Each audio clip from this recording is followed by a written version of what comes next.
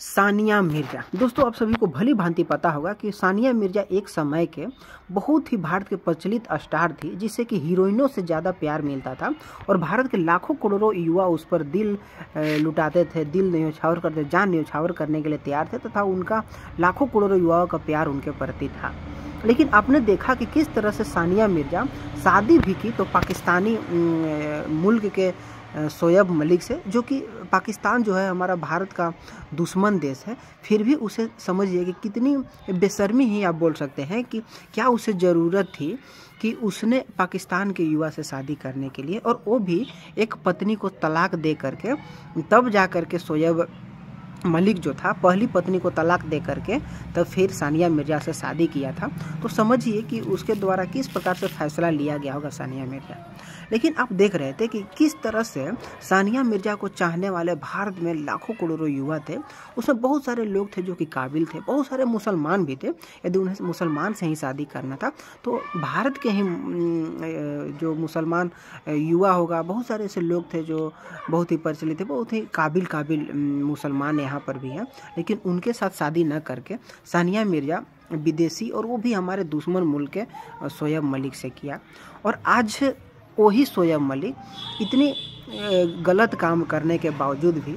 एक पहले वाली पत्नी को तो छोड़ ही चुका था, उसको छोड़ने के बाद सानिया मिर्जा से शादी किया। फिर सानिया मिर्जा को छोड़ करके जो उनकी कौम की जो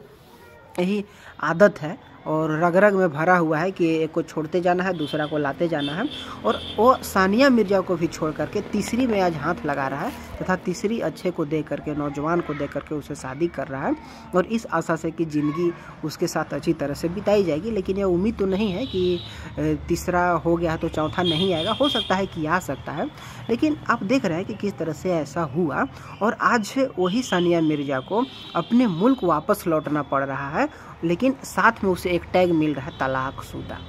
और आप देख रहे हैं कि किस तरह से सानिया मिर्जा ने अपने देश के साथ भी बेइंसाफ़ी की, नाइंसाफ़ी की, क्योंकि